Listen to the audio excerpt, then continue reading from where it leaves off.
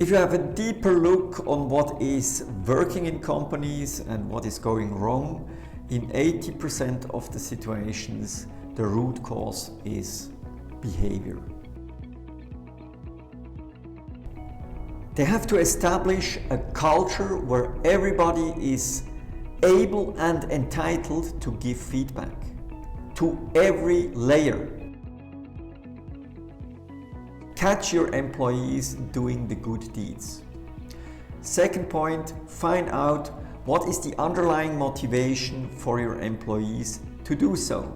And third point is, how can we use this to even further gain commitment and increase performance? I will experience firsthand a pragmatic approach how to establish behavioral change that leads to higher engagement. Behavioral change established successfully, sustainably, and in a positive way.